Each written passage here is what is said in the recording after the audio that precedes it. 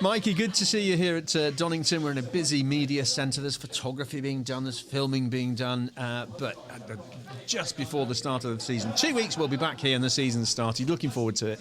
Absolutely, yeah. I mean, you can feel the buzz already from the drivers and the teams of everyone eagerly waiting to get underway and wanting to, put the brush off their winter rust and get racing again. So yeah, here and loving all of the media duties as well, and just getting everything prepared and looking forward to starting the race in 2 weeks. Absolutely. Now you had a pretty good season last year. You must have been pretty chuffed with how that went.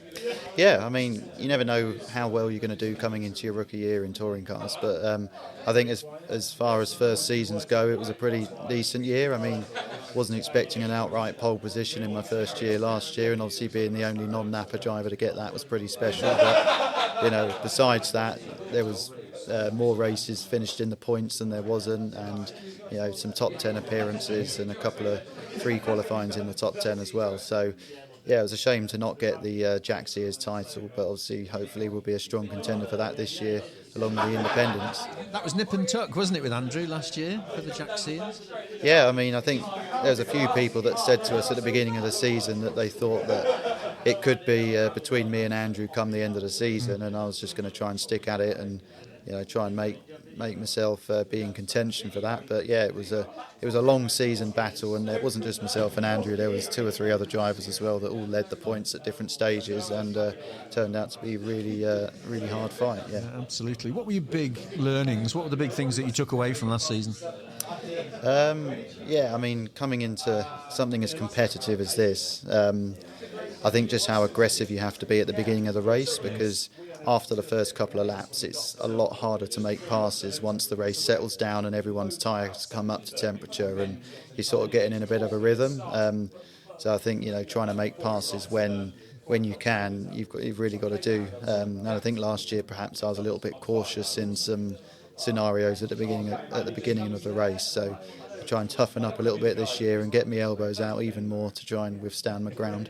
Last year at Donington here in the wet, there was an amazing race, and I think you and Nick Hamilton were vying for sixth place, I think, wasn't it? Something like that.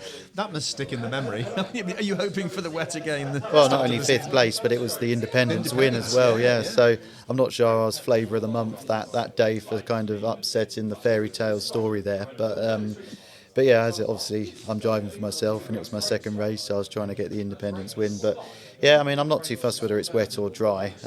We had most of our better races apart from that one in the dry last year, so I think I'd probably prefer it to be dry. But then the car still feels pretty good in the wet as well, so I think the key to it is to be prepared for whatever's thrown at you. Yeah. How have things gone in pre-season testing? Have you had enough miles in the car? Yeah, I feel like I'm in a stronger position than I was this time last year, that's for sure. I mean, we've been a lot more ahead of the game with testing and engine development and using the hybrid as well, getting a feel of that.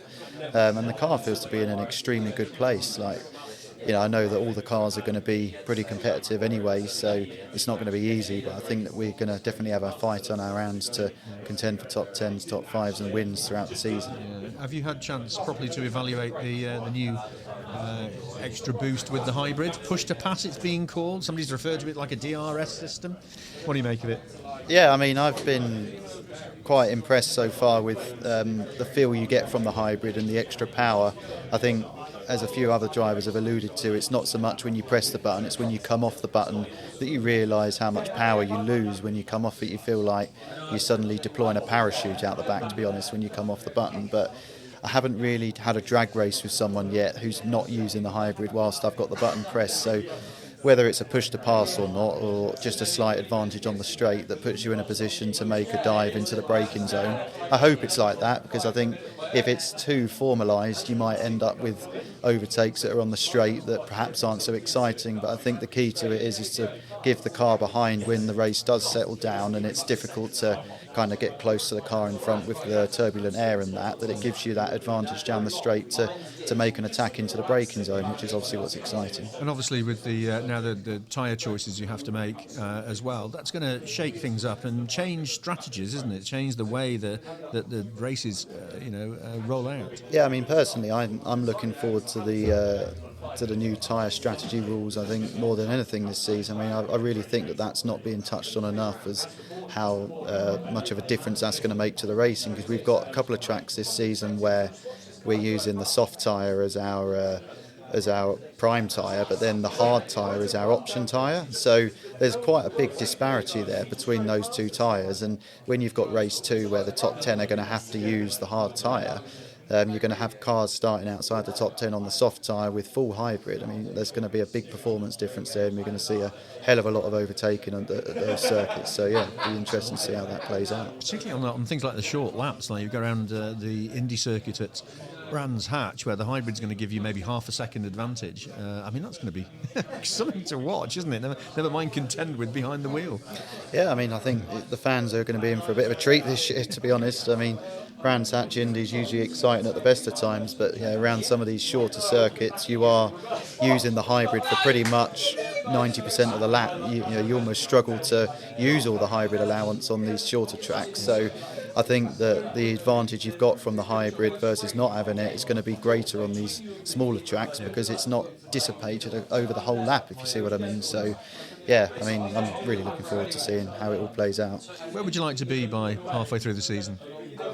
Halfway through the season, I'd like to be Jack Sears leader, Independence leader, and have had a podium. Very clear mission, which is it's not like I've set the bar too high or anything, but we'll give it a go. No, but it's good. It's good to have. I mean, everybody should have things to aim for, and I think that's a really good way of doing it. What do you think is going to be the biggest challenges this year? The biggest challenges, I think, with a smaller grid. I think that the grid is full of quality this year. You might not have the quantity of some other years or last year, but I think that if you're a little bit off your game, you're not looking at being back in 15th, 16th. You could be on the back row. If you have a poor qualifying, I think with this new qualifying system as well, that's going to be fantastic for Saturday, and it's going to make the Saturday almost as entertaining as some of the racing. But yeah, I mean, if you have a slightly off first session somewhere like Snetterton, where you're only really going to get 2 laps on a 10-minute session, and with the way track limits is monitored nowadays, you put a wheel over the curb on your first lap, and then you've set track limits off. You've now staring in the face of either not setting a lap time, or you've got 1 lap to try and nail it. So I think there's going to be some upset results in qualifying, that's for sure, and I think that could be one of the biggest challenges of navigating your way through the weekend this year. I think you are absolutely right. Going to be some interesting team discussions before anybody goes out and turns a wheel, aren't there? Mikey, good to see you back again for this year. Have a really good season. Just before we finish, a little bit of traditional fun at the season start. I've got 5 secret questions, numbered 1 to 5. You have to choose 2 numbers between 1 and 5, and I'll ask you the questions. Go for number 2 and number 5. Number 2. Question number 2. What other sports are you good at, or would you like to be good at? I think you are a decent golfer, somebody said to me. Is that right? Yeah, so I was nearly a professional golfer in my younger days. I was training to be a pro, and I thought about maybe having a career at it, and then I realised just how damn tough it is to try and make some money at that sport. But yeah, I play off scratch at the moment, so that's a pretty high standard of golf. I'm quite handy on the dartboard as well. Do play a lot at home with my family and my younger brother particularly, so yeah, those are the 2 sports. Other than that, I'm not very good at anything else. A little bird told me that you probably could have taken some money off Andrew Watson when you played recently. Didn't you beat him? Yeah, I should have made out I was worse than I actually was, and I could have taken a lot of money off him if I'd hustled him a bit more. But he knew what he was in for, and I did pull his pants down. Golf is the answer to that one. Good. And number 5, if you could have any road car, money no object, what would it be? I find this question really tough because I'm not really that into most sports cars and hypercars and whatever. One of the models I do know that I won't mess up, probably the McLaren Senna.